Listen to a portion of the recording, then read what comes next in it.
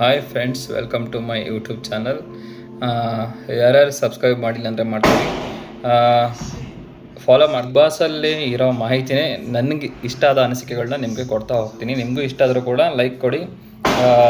ಇದರಲ್ಲಿ ತಪ್ಪು ಸರಿ ಹಾಗೆ ಏನಾದರೂ ಇದ್ದರೆ ನನಗೆ ಕಮೆಂಟ್ ಮೂಲಕ ತಿಳಿಸಿ. ನಾನು ಸೀಸನ್ 12ರ 22ನೇ ಸಂಚಿಕೆ ಬಗ್ಗೆ ಮಾತಾಡೋದಕ್ಕೆ ಬಂದಿದ್ದೀನಿ. ನಾನು ಫಸ್ಟ್ ಮಾತಾಡೋದು ಸುಧೀರ್ ಬಗ್ಗೆ, ಕಾಕ್ರೋಚ್ ಸುಧೀರ್ ಬಗ್ಗೆ. ಸುಧೀರ್ ಏನು ಮಾಡ್ತಾ ಇದ್ದಾರೆ ಇವಾಗ ಅಂದರೆ, ಅಶ್ವಿನಿ ಮತ್ತು ಜಾನು ಅವ್ರನ್ನ ತುಂಬ ಇಂಪ್ರೆಸ್ ಮಾಡ್ತಾ ಇದ್ದಾರೆ. ಯಾಕೆ ಅಂತ ಗೊತ್ತಾಗ್ತಾ ಇಲ್ಲ. ಸೊ ಅವ್ರ ಜೊತೆನೇ ತುಂಬ ಟೈಮ್ ಸ್ಪೆಂಡ್ ಮಾಡ್ತಾ ಇದ್ದಾರೆ.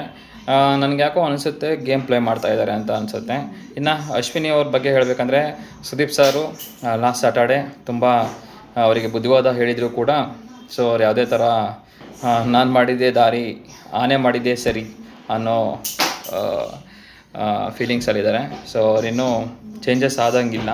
ಸೊ ಅವ್ರದ್ದೇ ಆದಂಥ ರೂಲ್ಸ್ಗಳು. ಸೊ ಅವರು ಯಾವುದೇ ಥರ ಸುದೀಪ್ ಸರ್ ಹೇಳಿರೋ ಅಂಥ ಮಾತಿಗೆ ಬದಲಾಗಿಲ್ಲ. ಅವರು ಕೂಡ ಬದಲಾಗಿಲ್ಲ, ಜಾನು ಅವರು ಕೂಡ ಬದಲಾಗಿಲ್ಲ. ಸೊ ಇನ್ನು ಧ್ರುವಂತ್ ಬಗ್ಗೆ ಹೇಳೋದಾದರೆ, ಧ್ರುವಂತ್ ಬಂದುಬಿಟ್ಟು ಅವ್ರಿಗೆ ಯಾಕೆ ಅನಿಸ್ತಿದೆ ಗೊತ್ತಾಗ್ತಿಲ್ಲ, ನಾನು ಮಕೋಡ ಆಗ್ತಿದ್ದೀನಿ ಅಂತ. ಬಟ್ ಕರ್ನಾಟಕ ಜನತೆಗೆ ಕಾಣಿಸ್ತಾ ಇರೋದು ಏನಪ್ಪ ಅಂದರೆ, ಅವರು ಯಾವುದೇ ಥರ 2 ವಾರದಿಂದ ಕಾಣಿಸ್ಕೊಂಡಿಲ್ಲ. ಸೊ ಮಲ್ಲಮ್ಮನ ಹಿಂದೆ ಸುತ್ತಾ ಇದ್ದಾರೆ. ಸೊ ಅವರಿಂದ ಇವರು ಪಾಪ್ಯುಲಾರಿಟಿಗೆ ಕಾಣಿಸ್ಕೊಳ್ಳೋಕ್ಕೋಸ್ಕರ ಮಲ್ಲಮ್ಮನ ಹಿಂದೆ ಬರ್ತಾ ಇದ್ದಾರೆ ಅಂತ ನಮ್ಮ ಜನ ಅಂದ್ಕೊಂಡಿದ್ದಾರೆ. ಆ್ಯಕ್ಚುಲಿ ಅದೇ ಕರೆಕ್ಟು. ಯಾಕಂದರೆ ಸೊ ಅವರು ಯಾವುದೇ ಟಾಸ್ಕಲ್ಲಾಗಿರಲಿ, ಯಾವುದೇ ಒಂದು ವಿಚಾರ ಆಗಲಿ ಕಾಣಿಸ್ಕೋತಾ ಇಲ್ಲ. ಇನ್ನು ಅಶ್ವಿನಿ ಅವ್ರ ಬಗ್ಗೆ ಹೇಳಬೇಕಂದ್ರೆ, ಸೊ ಕನ್ನಡ ಮಾತಾಡಿ ಅನ್ನೋ ವಿಚಾರ ಬಗ್ಗೆ ಜಗಳ ಮಾಡ್ತಾರೆ. ಸೊ ಕನ್ನಡ ಇವರು ಆ ಥರ ಜಗಳ ಮಾಡೋದ್ರಿಂದ ಇವರು ಕೆಲವೊಂದು ಪದಗಳನ್ನ ಇಂಗ್ಲೀಷ್ನ ಯೂಸ್ ಮಾಡೇ ಮಾಡ್ತಾರೆ ಅಶ್ವಿನಿ ಅವರು. ಸೊ ಬೇರೆಯವರು ಅಪೋಸ್ ಮಾಡಲ್ಲ. ಯಾಕಂದರೆ ನೀನು ತಾನು ಏಕವಚನ ಅಂತ ಕೇಳ್ತಾರೆ.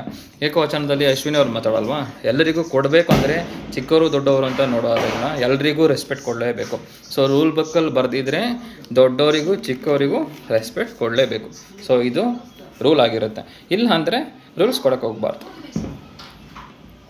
ಇಲ್ಲ ಅಂದರೆ ಸೊ ಏನು ಮರ್ಯಾದೆನ ಕೊಡೋಕ್ಕೆ ಹೋಗಬಾರ್ದು. ನೀವು ತಾವು ದೊಡ್ಡವರು ಅಂತ. ಅಶ್ವಿನಿ ಅವ್ರದ್ದು ಈ ಥರದ ತುಂಬ ಹೇಳಿಕೆಗಳನ್ನ ಬಿಗ್ ಬಾಸಲ್ಲಿ ಕೊಡ್ತಾ ಇರ್ತಾರೆ. ಸೊ ಅವರು ಕೂಡ ರಕ್ಷಿತಂಗೆ ಏಕವಚನದಲ್ಲೇ ಬೈದಿರ್ತಾರೆ. ಇದು ನನ್ನ ಪ್ರಕಾರ ತಪ್ಪು ಅಂತ ಹೇಳ್ಬೋದು. ಅಶ್ವಿನಿ ಅವರು ಹೇಳ್ತಾರೆ, ಎಲ್ಲ ವಾರ ನಿಮ್ಮ ವಾರ ಆಗಿರಲ್ಲ, ನಮ್ಮ ವಾರ ಕೂಡ ಆಗಿರುತ್ತೆ ಅಂತ. ಅದಕ್ಕೆ ನನ್ನ ಆನ್ಸರ್ ಏನು ಅಂದರೆ, ಸೊ ಎಲ್ಲ ವಾರ ಪ್ರೇಕ್ಷಕರ ವಾರ ಆಗಿರುತ್ತೆ. ಯಾಕಂದರೆ ಅವರು ಕೊಡೋ ಅಂತಿಮ ತೀರ್ಮಾನನೇ ಕಿಚ್ಚನ ಚಪ್ಪಾಳೆ ಆಗಲಿ ಇನ್ನೊಂದು ಸಿಗೋದು. ಸೊ ಅವರು ನನಗೆ ನೆಕ್ಸ್ಟ್ ವಾರ ಸಿಗುತ್ತೆ ಅಂತ ಅಂದ್ಕೊಂಡಿದ್ದಾರೆ. ಅವರ ತಪ್ಪು ತಿಳುವಳಿಕೆ ಅಂತ ಹೇಳ್ಬೋದು. ಇನ್ನು ರಘು ಅವರು ಎಂಟ್ರಿ ಕೊಟ್ಟಾಗ ತುಂಬ ಅಶ್ವಿನಿ ಮತ್ತು ಜಾನು ಅವ್ರನ್ನ ಕಂಟ್ರೋಲ್ ಮಾಡ್ತಾರೆ ಅಂತ ಅಂದ್ಕೊಂಡಿದ್ದೆ ನಾನು. ಅವರು ಕಂಟ್ರೋಲ್ ಮಾಡೋಂಗೆ ಕಾಣಲ್ಲ. ನಾವು ಫಸ್ಟು ಡೇ ಎಂಟ್ರಿ ಕೊಟ್ಟಾಗ ತುಂಬ ಜೋರಾಗಿ ಮಾತಾಡಿದ್ರು. ಸೊ ಮನೆಯಲ್ಲೇ ಇವರು ತುಂಬ ಜೋರಾಗಿ ಮಾತಾಡ್ಬೋದು, ಇರೋದು ಹೀಗೆ ಅಂತ ನಾನು ಒಂದು ಸ್ವಲ್ಪ ಹೊತ್ತು ಅಂದ್ಕೊಂಡೆ. ಬಟ್ ಆ್ಯಕ್ಚುಲಿ ನೋಡಿದಾಗ ಇವರು ಕೂಡ ಟುಸ್ಪಟಾಕಿ. ಪ್ರತಿ ವಿಡಿಯೋದಲ್ಲೂ ನಾನು ಗಿಲ್ಲಿಯವ್ರ ಬಗ್ಗೆ ಹೇಳ್ತೀನಿ. ಗಿಲ್ಲಿಯವರು ತುಂಬ ಚೆನ್ನಾಗಿ ಆಡ್ತಾಯಿದ್ದಾರೆ. ಸೊ ಅವ್ರಿಗೆ ಅನಿಸಿದ್ದನ್ನು ಅವರು ಅನಿಸಿಕೆಗಳನ್ನ ಕೊಡ್ತಾ ಇರ್ತಾರೆ. ಅದು ಇರೋ ಕಂಟೆಸ್ಟೆಂಟ್ಗಳು ತಪ್ಪು, ಇದು ಹಾಗೆ, ಇದು ಹಿಂಗೆ ಕೊಡಬಾರ್ದಿತ್ತು ಅನ್ನೋದನ್ನ ಗಿಲ್ಲಿಗೆ ಹೇಳ್ತಾರೆ. ಬಟ್ ಗಿಲ್ಲಿ ನನ್ನ ಪ್ರಕಾರ ಕರೆಕ್ಟಾಗಿ ಡಿಸಿಷನ್ ಕೊಡ್ತಾ ಇದ್ದಾನೆ ಅಂತ ಅಂದ್ಕೊಂಡಿದ್ದೀನಿ. ಸೊ ಅವನು ಕಾಮಿಡಿ ಮಾಡೋದಾಗಲಿ ಪ್ರತಿಯೊಂದು ಕೂಡ ಸಕ್ಕತ್ತಾಗೆ ಕಾಮಿಡಿ ಮಾಡ್ತಾನೆ. ಅದೆಲ್ಲರಿಗೂ ನೋಡ್ತಾ ಇದ್ದಾರೆ, ಎಲ್ಲ ಜನತೆಗೂ ತಲುಪ್ತಾ ಇದೆ. ಸೊ ಆ ಕಾಮಿಡಿಯಿಂದ ತುಂಬ ಜನಕ್ಕೆ ಇಷ್ಟ ಆಗ್ತಿದೆ, ಗಿಲ್ಲಿ ಮತ್ತು ಕಾವ್ಯ. ಸೊ ಇವಾಗ 3 ಜನ ಕಂಟೆಸ್ಟೆಂಟ್ಗಳು ವೈಟ್ ಕಾರ್ಡ್ ಎಂಟ್ರಿಯಲ್ಲಿ ಬಂದಿದ್ದಾರೆ. ಅಶ್ವಿನಿ ಅವ್ರು ಮಾತಾಡ್ತಾರೆ ಕನ್ನಡದಲ್ಲಿ ಮಾತಾಡಿ ಅಂತ. ಬಟ್ ಆ್ಯಕ್ಚುಲಾಗಿ ಈ ಮನೆಯಲ್ಲಿ ಕನ್ನಡನೇ ಅವರೇ ಯೂಸ್ ಮಾಡಲ್ಲ. ಸೊ ನಾವು ಎಷ್ಟೋ ಸಲ ನೋಡಿದ್ದೀವಿ ಇಂಗ್ಲೀಷ್ನಲ್ಲಿ ರಕ್ಷಿತ ಅವ್ರಿಗೆ ಜಗಳ ಆದಾಗ ಇಂಗ್ಲೀಷ್ನಲ್ಲಿ ಬೈದಿದ್ದು ಕೂಡ ಉಂಟು. ಸೊ ಮೌಂಟೇನ್ ರಘು ಅವ್ರು ಮಾತಾಡಿದ್ದಕ್ಕೆ ನೀವು ಕನ್ನಡದಲ್ಲಿ ಮಾತಾಡಿ ಅಂತ ಹೇಳ್ಬಿಟ್ಟು ಹೇಳಿದ್ದಾರೆ. ಸೊ ಈ ವಿಚಾರನೇ ಮನೆಯಲ್ಲಿ ಜಗಳಕ್ಕೆ ಕಾರಣ ಆಯಿತು ಅಂತ ಅನಿಸುತ್ತೆ.